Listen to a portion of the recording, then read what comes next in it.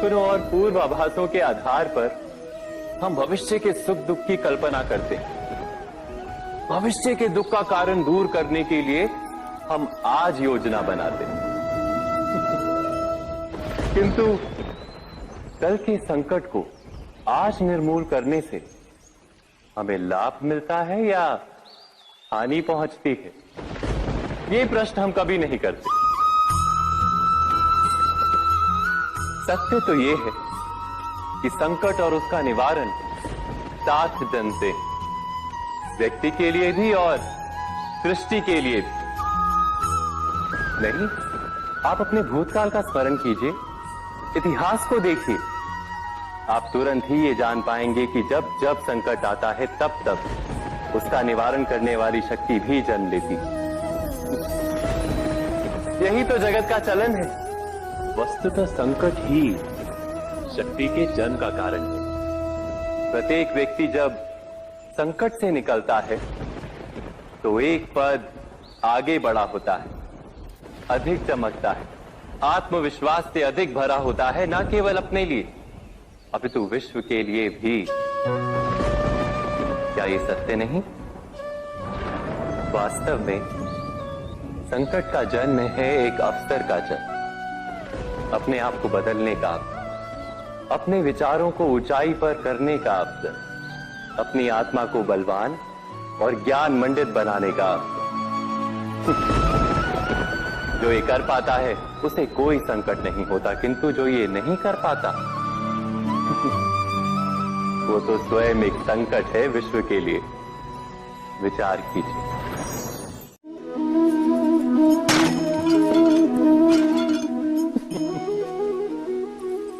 कभी कभी कोई घटना मनुष्य के जीवन की सारी योजनाओं को तोड़ देती और मनुष्य उस आघात को अपने जीवन का केंद्र मान लेता।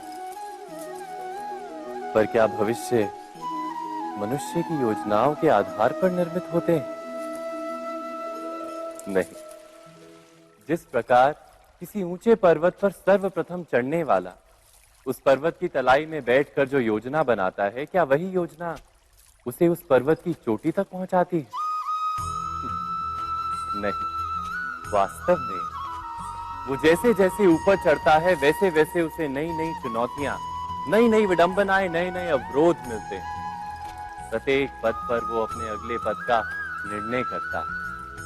प्रत्येक पद पर उसे अपनी योजनाओं को बदलना पड़ता है। कहीं पुरानी योजना उसे खाई में ना ढकेल दे। वो पर्वत को अपने योग्य नहीं बना पाता, केवल स्वयं को पर्वत के योग्य बना सकता है। क्या जीवन के साथ भी ऐसा ही नहीं? जब मनुष्य जीवन में किसी एक चुनौती को, एक अवरोध को अपने जीवन का केंद्र मान लेता है, अपने जीवन की गति को ही रोक देता है, तो वो अपने जीवन में सफल नहीं बन पाता और ना ही सुख और शांति प्राप्त कर पाता।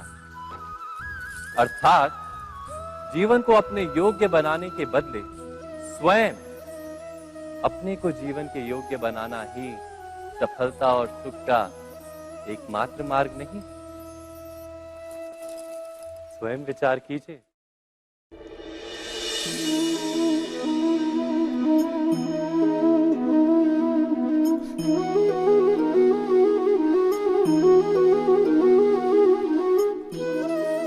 जीवन का हर क्षण निर्णय का क्षण होता है। प्रत्येक पद पर दूसरे पद के विषय में कोई निर्णय करना ही पड़ता है और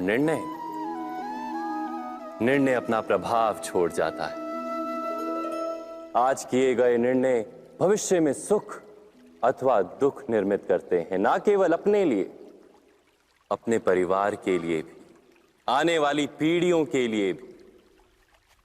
जब कोई दुविधा सामने आती है तो मन व्याकुल हो जाता है, अनिश्चय से भर जाता है। निर्णय का वो क्षण युद्ध बन जाता है और मन बन जाता है युद्ध भूमि। अधिकतर निर्णय हम दुविधा का उपाय करने के लिए नहीं, केवल मन को शांत करने के लिए लेते हैं। पर क्या कोई दौड़ते हुए भोजन कर सकता है? नहीं।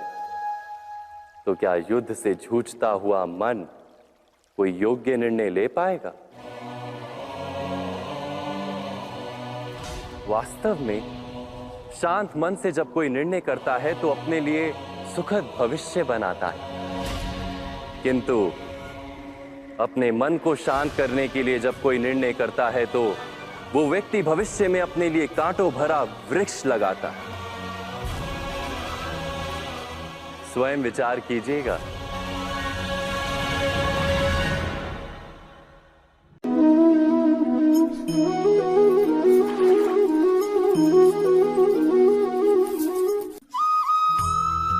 जीवन में आने वाले संघर्षों के लिए जब मनुष्य स्वयं को योग्य नहीं मानता, जब उसे अपने ही बल पर विश्वास नहीं रहता, तब वो सद्गुणों को त्याग कर दुर्गुणों को अपनाता है। वस्तुतः मनुष्य के जीवन में दुर्जनता जन्म ही तब लेती है जब उसके अंतर में आत्मविश्वास नहीं होता। आत्मविश्वास ही अच्छाई को धारण करता है। ये आत्मविश्वास है क्या?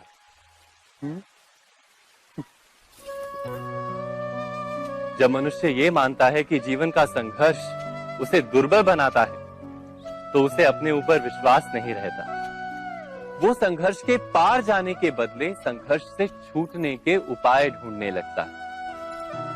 किंतु जब वो ये समझता है कि ये संघर्ष उसे अधिक शक्तिशाली बनाते हैं, ठीक जैसे व्यायाम करने से देह की शक्ति बढ़ती, तो प्रत्येक संघर्ष के साथ उसका उत्साह बढ़ता है।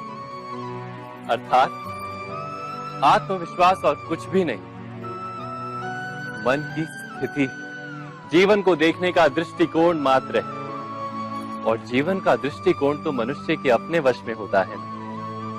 स्वयं विचार कीजिए।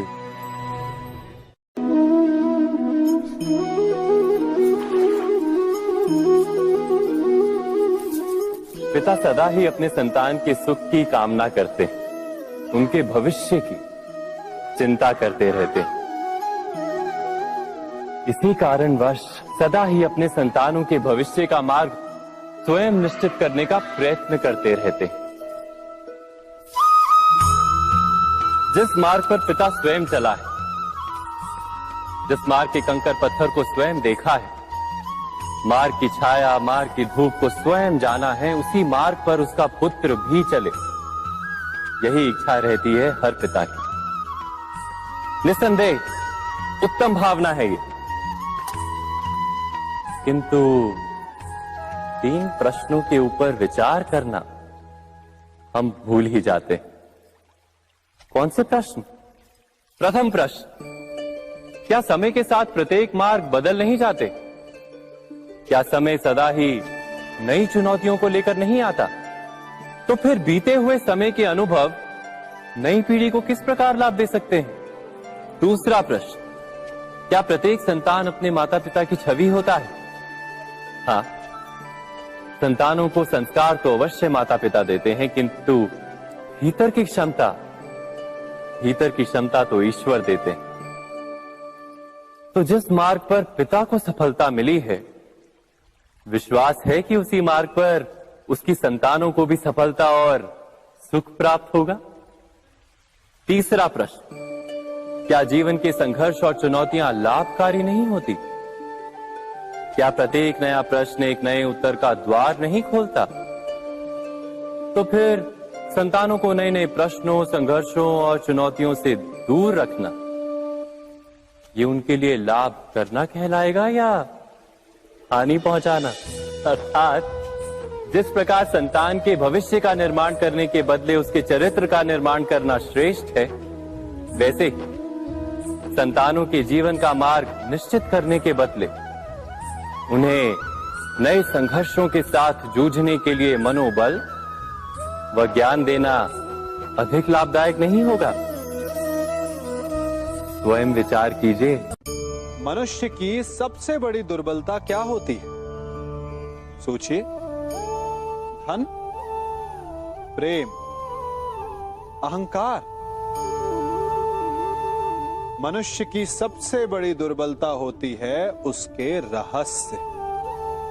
चाहे आप कितने भी शक्तिशाली क्यों ना हो, कितने भी प्रबल क्यों ना हो, परंतु उसके रहस्य उसके नाश की चाबी होती है। इसलिए यदि प्रबल रहना है, शक्तिशाली रहना है, समर्थ रहना है, तो अपने रहस्य को किसी को भी ना बताएं, ना मित्र को और ना ही शत्रु को, क्योंकि समय पड़ने पर कब कौन शत्रु हो जाए ऐसा कहना संभव नहीं।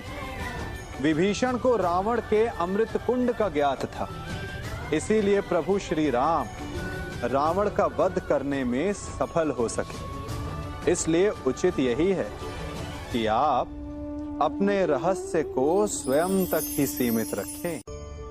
मनुष्य जीवन की परीक्षा में सफल होने के लिए क्या नहीं करता?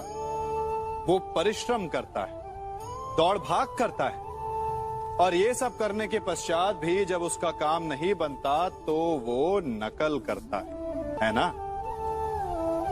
तनिक लौटिए अपने बचपन में, स्मरण कीजिए अपने बचपन की स्मृतियों का। क्या स्मरण हुआ? विद्यालय में जब आप परीक्षा देने जाते थे तो क्या होता था? आप ना सहे, परंतु कोई ना कोई सफलता पाने के लिए नकल करता ही था और उत्तीर्ण भी हो जाता था, है ना? परंतु जीवन की परीक्षा ऐसी नहीं होती। नकल करने वाला सफल नहीं होता। कारण विद्यालय में सबके प्रश्न पत्र एक होते थे, परंतु जीवन के प्रश्न पत्र और उनकी कठिनाई सबके लिए भिन्न होती, तो निश्चित रूप से उनके उत्तर भी भिन्न होंगे ना। इसलिए यदि आपको जीवन में सफलता पानी है तो नकल ना कीजिए, स्वयं के प्रश्नों का उत्तर स्वयं ढूंढिए और सफलता आपकी ही होगी।